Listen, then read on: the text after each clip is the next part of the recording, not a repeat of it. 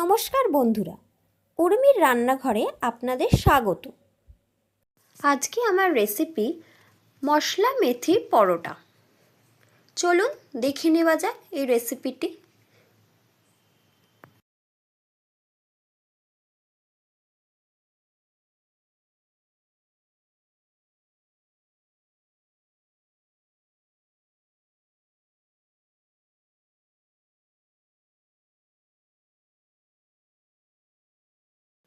এই মশলা মেথির পরোটা বানানোর জন্য আমি এখানে প্রথমে মেথি শাক বেছে নেব, পাতাগুলোকে আলাদা করে নেব, দিয়ে ভালো করে ধুয়ে নেব।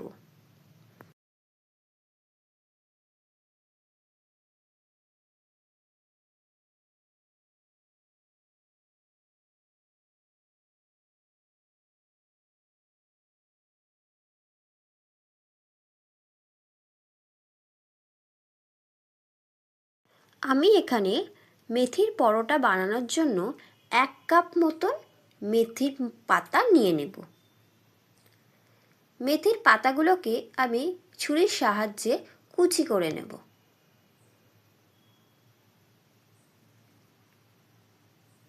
মেথি পাতার সাথে আমি এখানে ধনে পাতাও দেব। মেথি পাতা কুচি হয়ে গেলে আমি এখানে ধনে পাতাটাকেও কুচি করে নেব।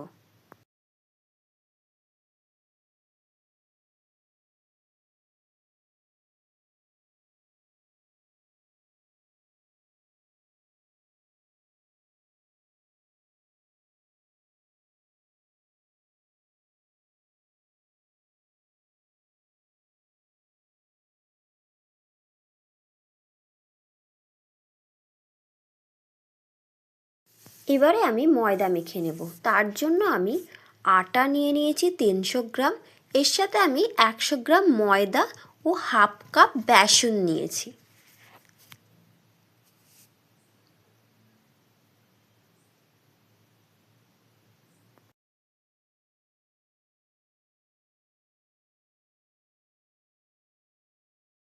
মিশিয়ে নিয়ে এতে 1 চিমটে জোয়ান, 1 চামচ জিরে গুঁড়ো, 1 চামচ ধনে গুঁড়ো, হাফ চামচ হলুদ গুঁড়ো, স্বাদ অনুযায়ী নুন ও মেথি পাতা কুচি, ধনে পাতা কুচি দিয়ে দিলাম, 1 চামচ সাদা তিল ও একটা শুকনো লঙ্কাকে কাঁচি দিয়ে কেটে দিয়ে দিলাম, 1 চামচে রসুন কুচি ও স্বাদ অনুযায়ী চিনি দিয়ে দিলাম।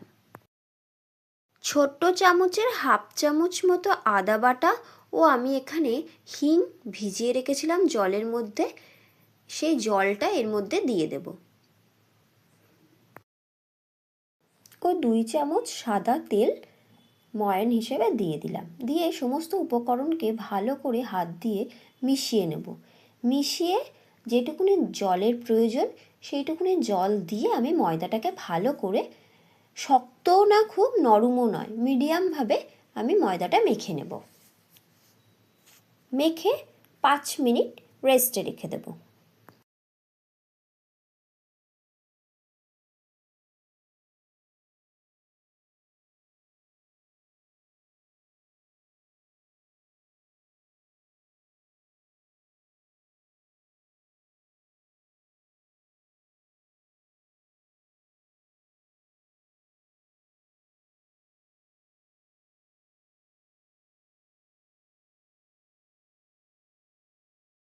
রেস্টের পরে এবারে আমি ময়দাটাকে আবারও হাতের সাহায্যে ভালো করে ঠেসে নিয়ে এবারে লেচি কেটে নেব।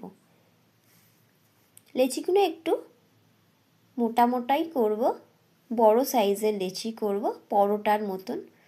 পাতলা হলে রুটি হয়ে যাবে আর সেটা শক্ত শক্ত হবে, তাই এরকম সাইজের আমি লেচি কেটে নিচ্ছি।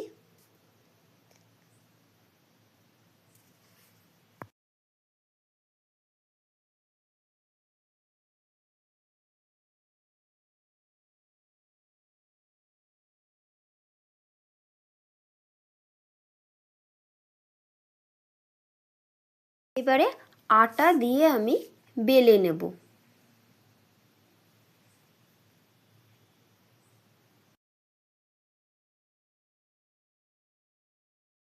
ফ্রাইং প্যান গরম করে এবারে বেলে রাখা মেথি পরোটাটা এর মধ্যে দিয়ে দেব। দিয়ে এক পিঠ সেঁকা হয়ে গেলে অন্য পিঠ উল্টে দেব। উল্টে দিয়ে ওপর দিয়ে আমি ঘি ছড়িয়ে দেব। ঘি ছড়িয়ে এক পিঠ হয়ে গেলে অপর পিঠ উল্টে দেব, অপর পিঠেও ঘি দিয়ে দেব। দিয়ে ভালো করে পরোটাটাকে ভেজে নেব। হয়ে গেল আজকের আমার রেসিপি মশলা মেথির পরোটা রেডি। আমার এই রেসিপিটি কেমন লাগলো অবশ্যই জানাবেন। যদি রেসিপিটি ভালো লাগে লাইক, শেয়ার ও সাবস্ক্রাইব করতে ভুলবেন না। নমস্কার, আজকের মতো এই পর্যন্ত।